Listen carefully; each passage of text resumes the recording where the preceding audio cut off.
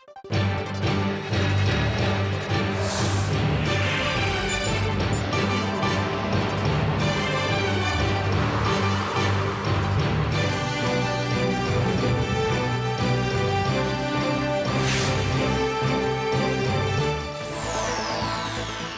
the headlines, Korea's major parties hash out the last-minute details of next year's $340 billion government budget bill on the day of the legal deadline.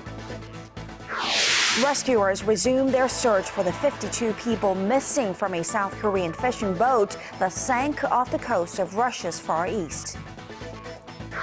And in response to the Ferguson riots in the U.S., President Obama announces a 3-year, $263 million package to reform police training and to install body cameras on officers.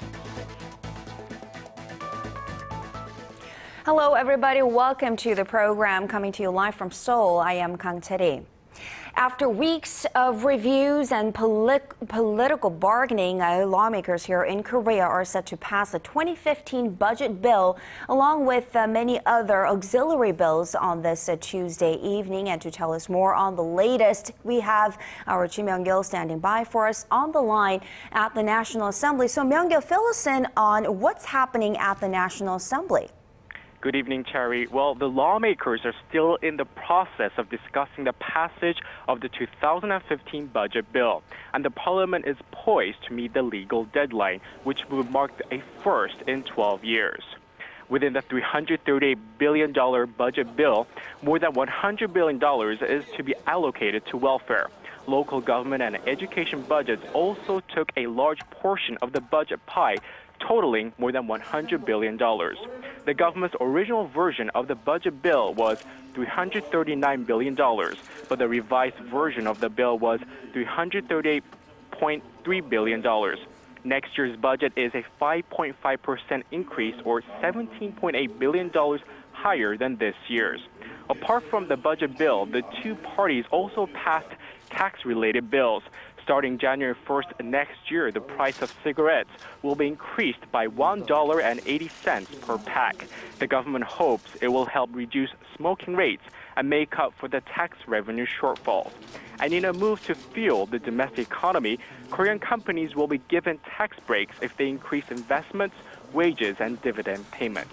And then you also mentioned this earlier, but what's the significance of passing the budget bill by the legal deadline this year? Yes, Cherry, the significance is Parliament was able to end the tug-of-war scenarios over the government's budget plan for next year. Under the revised National Assembly Act, if lawmakers don't meet the deadline, the government's drafted version of the budget bill would have passed automatically. To avoid that, the two rival parties have pushed to reach a compromise on the revised version of the budget bill. And that effort is about to pay off as lawmakers are about to meet their deadline. This has been Ji Myung-kil from the National Assembly. All right, thank you so much, Myung-kil there. And the search continues in icy waters for 52 crewmen who are still missing after a Korean-operated trawler went down in the Bering Sea off of Russia's far eastern coast on Monday. Only 8 were rescued initially, with 1 confirmed dead. And with no good news from overnight rescue operations, hope is fading for more survivors. Our Park Ji-won tells us more. Korea's foreign ministry said Tuesday morning that no more people had been rescued overnight. Around the time of the sinking on Monday afternoon local time, 8 people on a small life raft were rescued by a nearby ship, 1 Russian, 3 Filipinos, 3 Indonesians, and 1 Korean. But the Korean crewman later died of hypothermia. Officials say the crew of the Orion 501 was made up of 35 Indonesians, 13 Filipinos, 11 Koreans, and 1 Russian. 52 people are still missing. Rescue operations are said to be ongoing, but weather and water conditions are making search efforts very difficult. The owner of the trawler, Sajo Industries, says that while the exact cause of the sinking is not yet known, it's believed that the boat began to list sharply after high winds and choppy waters caused seawater to flood its storage holds. The boat, built in 1978, was bought by Sajo Industries from a Spanish company in 2010. Industry experts say vessels that have been in operation for more than 20 years are at greater risk of sinking than newer ones. The Oryong 501 left Korea's southern port city of Busan in July to fish for pollock in the Bering Sea. The boat was scheduled to return to Busan this month. Park Ji-won, ARIRANG News. President Park Geun-hye, who launched a committee earlier this year to better prepare for the costly process of reunifying the two Koreas, checked up on the progress made so far. She made a point during Tuesday's meeting to highlight the need to improve the human rights situation in North Korea and what role that would play in unification. Choi Yoo-sun reports. President Park Geun-hye says North Korea's human rights situation must improve for the future of a unified Korea. Meeting with a unification preparatory committee for the third time since it launched this year, President Park emphasized how important it was for the North Korean people to maintain their physical and mental health in achieving a happy and successful unification of the two Koreas.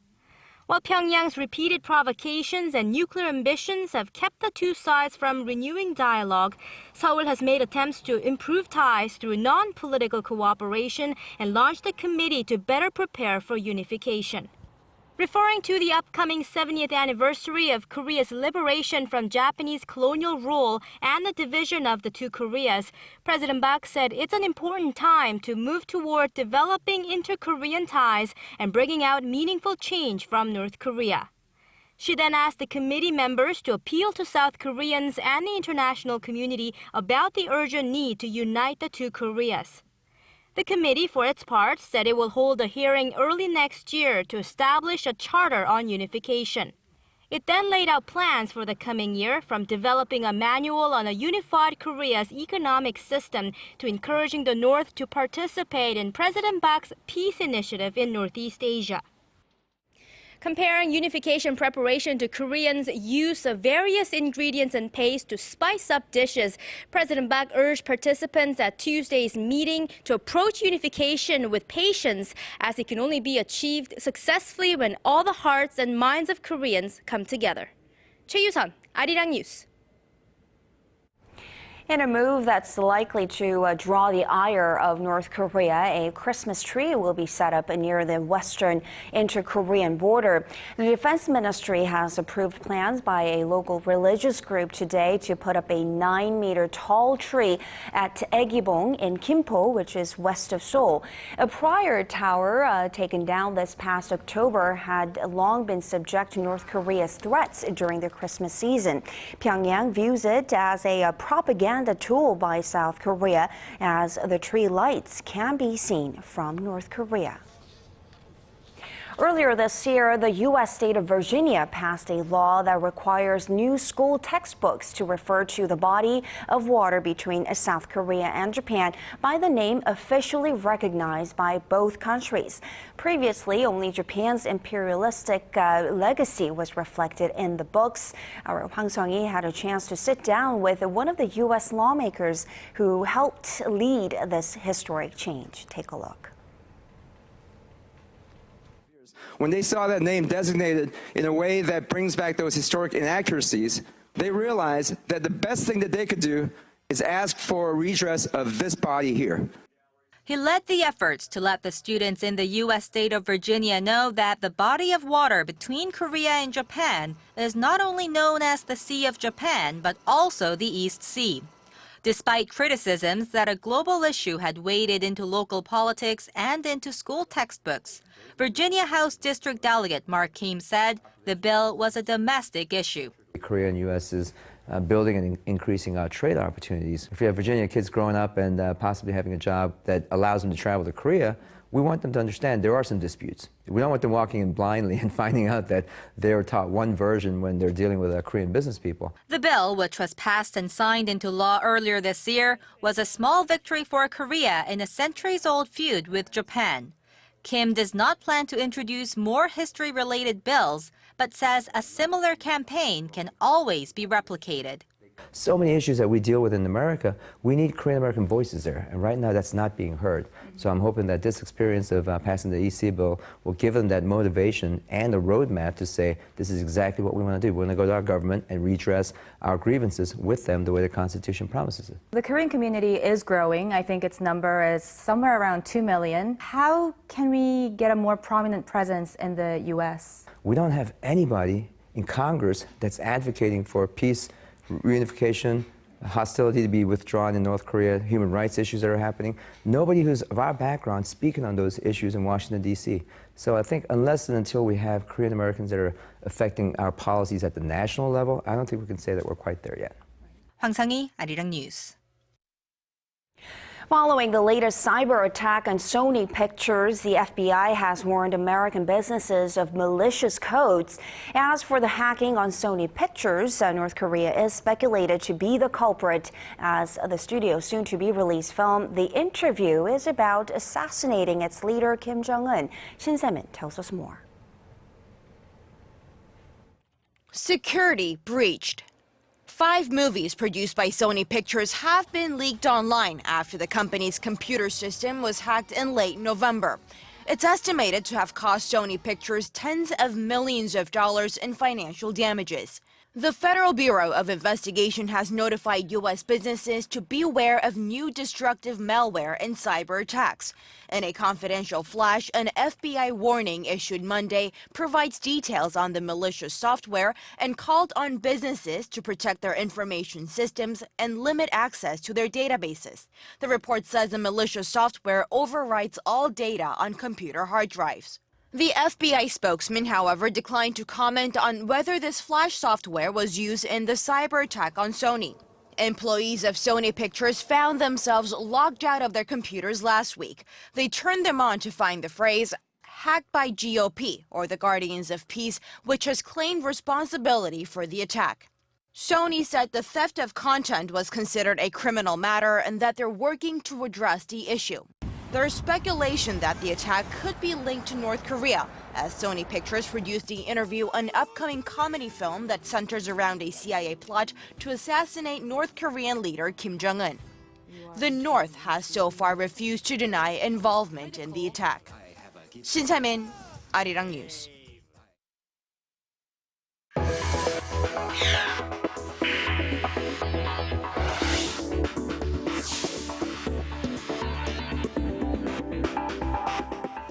Global oil prices, after being on a downward spiral in recent months, posted their biggest daily gains since 2012 on Monday. The rebound comes amid concerns that oil prices may have started to hurt U.S. shale gas production. Hwang Ji has the details. U.S. oil rebounded from a 5-year low, rising more than 4% on Monday. Crude finished up nearly $3 or 4.3% at $69 per barrel. That marks the largest daily gain since August 2012. The benchmark Brent crude also jumped roughly 3.5% to finish at $72.54 per barrel, its biggest one-day gain in 2 years. The rise in international oil prices comes as investors look for a bottom price after OPEC decided not to trim production last week. U.S. and Brent crude have dropped for 5 straight months, the longest downward spiral since the 2008 financial crisis. The prices have lost 40% compared to their peak in June. But the market is rising back up as the U.S. shale oil industry responds to the tumbling oil prices. In late Monday afternoon trading on Wall Street, shares of shale energy companies extended their losing streak for a second consecutive session, dropping around 5%. OPEC's dominance in the oil market has been under threat in the face of growing output from Russia and shale oil production in the U.S. Hwang Ji, ARIRANG News. But the fall in oil prices is expected to be a boon for industries like airlines. Our Kim Min-ji explains. Tumbling oil prices and the rise of direct purchasing from overseas could give Korea's struggling airline industry the shot in the arm it needs. The decline in crude prices has led to an overall reduction in costs for airlines, which means they're able to entice customers with cheaper fares and cut rates for cargo deliveries. Korean Air, the nation's #1 carrier, says it has saved nearly $120 million this year thanks to the drop in oil prices. Jet fuel on the Singapore market was selling at $126 a barrel early this year, but its value had plunged by around a third to $87 as of the end of November. Korea's low-cost carriers have also been benefiting as fuel expenses account for 45% of their overall operating costs. Falling oil prices also means lower fuel surcharges, which in turn means more passengers and more cargo. According to Korea's Transport Ministry, nearly 7.5 million passengers took flights in, out, and around Korea in October. That's more than 15% higher than the same month last year. Cargo volume also jumped 5% over the same period. And with increased shipments due to the shopping holiday known as Black Friday, Korean Air has deployed an additional 26 cargo planes. However, industry watchers warn that oil prices and exchange rates can quickly turn on their head, especially given the ongoing uncertainties in some advanced economies. Kim Min-ji, ARIRANG News. Goldman Sachs expects Korea's benchmark Kospi to reach a fresh high of 2,300 next year, a considerably high jump from this year's high of 2,000. Kwon Go-hoon, a chief economist of Northeast Asia at Goldman Sachs, says his agency is basing this forecast on factors like 7% growth in Korean exports and gradual depreciation of the Korean won next year. And regarding the BOK monetary policy, he said Goldman Sachs' baseline is that the central bank will freeze the key rate next year because of the already high household debt.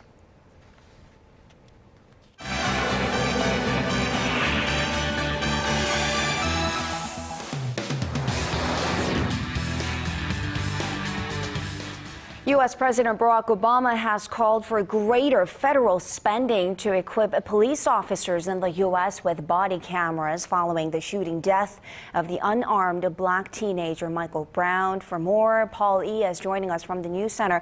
Paul, this plan looks like it's going to cost some money, hundreds of millions of dollars over the next couple of years. What's the long-term goal for what appears to be quite an ambitious plan for now? Well, according to the White House's new initiative aims to tackle the growing divide between police and the communities they seek to serve amid the fallout from racially charged protests in Ferguson, Missouri. Obama says he's deeply invested in making sure these measures are realized, along with reforms to law enforcement agencies across the nation. Our Ji Myung-kil has more. Inside the White House on Monday, President Barack Obama held a series of meetings focused on what can be learned from the situation in Ferguson. When any part of the American family does not feel like it is being treated fairly, that's a problem for all of us. America continues to react to the Ferguson grand jury decision to not indict white police officer Darren Wilson in the fatal shooting of unarmed black teenager Michael Brown. In response, President Obama is calling for a 3-year, $263 million spending package to reform policing in the U.S. This package would include expanded police training programs with $75 million set aside to buy 50,000 body cameras for police officers. The president is also setting up a special task force chaired by a police commissioner and a university professor.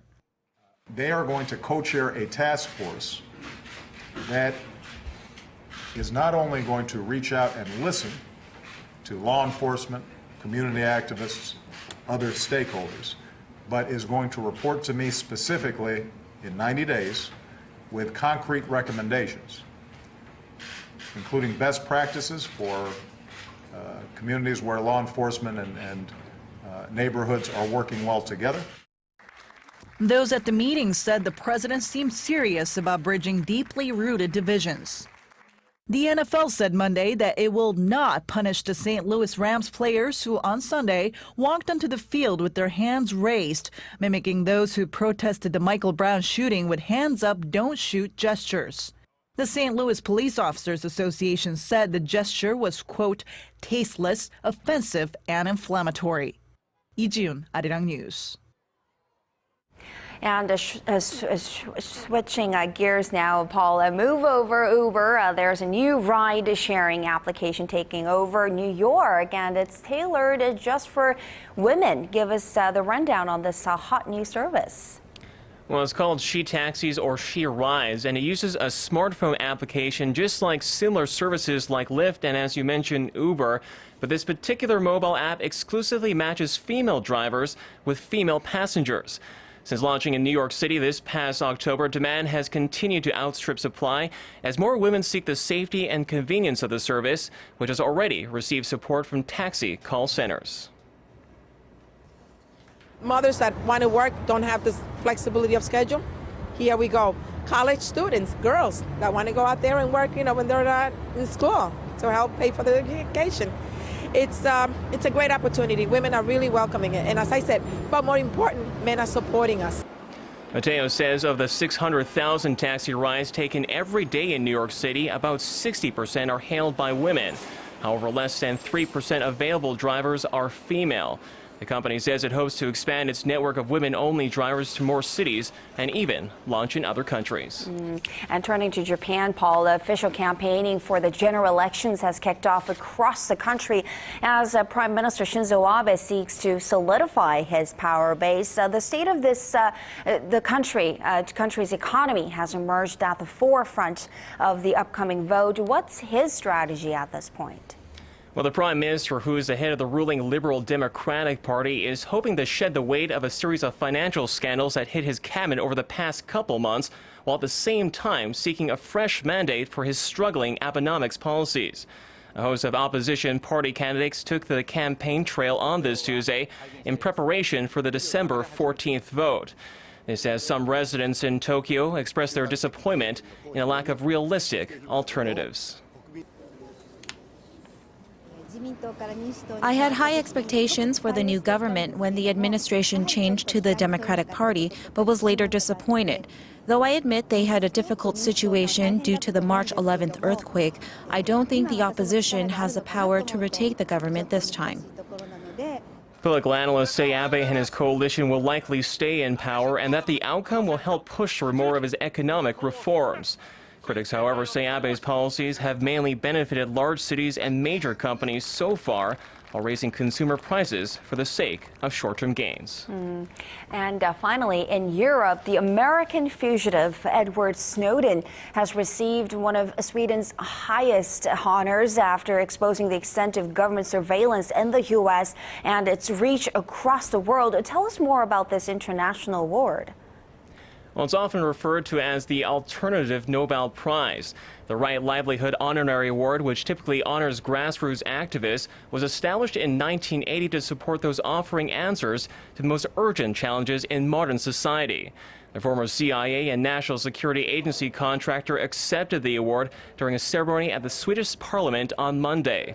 Speaking via video link from Russia, Snowden said he had no regrets about his actions. All the prices we've paid, all the sacrifices we've made, I believe we would do again. This is about our rights. This is about the kind of societies that we want to live in, the kind of government that we want to have, the kind of world that we want to make for the next generation. During his speech, Snowden also called on the United Nations to propose new measures to protect public privacy. Other laureates included Asma Jahangir from promoting human rights in Pakistan and Bill McKinnon from the U.S. for his work on climate change. Charity? All right, Paul, let's leave it there for now. Thank you so much for those updates. Really appreciate it. And we'll see you back here in just about 2 hours.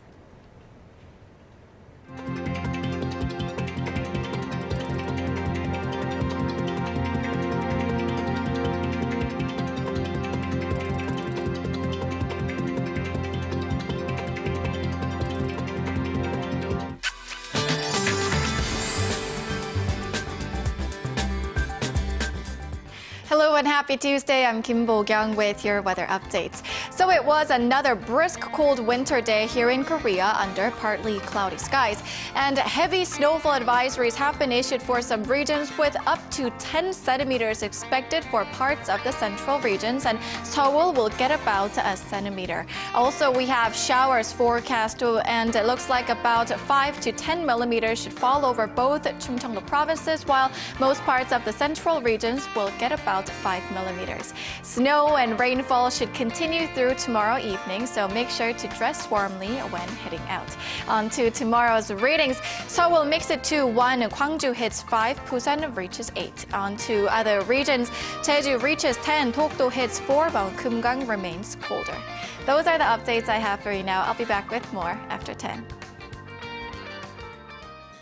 Thank you so much, Bo-kyung, and that will do it for this edition of ARIRANG News. Thanks for watching.